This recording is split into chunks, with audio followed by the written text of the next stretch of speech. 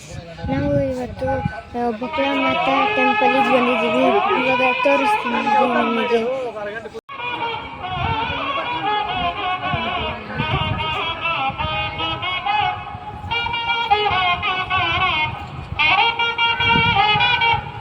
ಇವಾಗ ಬನ್ನಿ ಮೇಲೆ ಹೋಗೋಣ. ಇವಾಗ ಮೆಟ್ಲು ಹತ್ಕೊಂಡು ಹೋಗ್ಬೇಕು. ಇನ್ನೊಂದು ಚೂರಿದೆ ಮೆಟ್ಲು.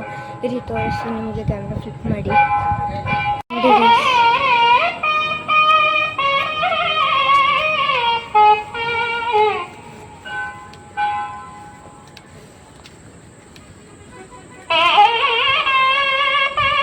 ನೋಡಿ ಗೈಸ್, ವ್ಯೂ ಚೆನ್ನಾಗಿದೆ ನೋಡಿ. ಇಲ್ಲಿ ಬೆಟ್ಟನೂ ಕಾಣಿಸ್ತಿದೆ ನನಗೆ.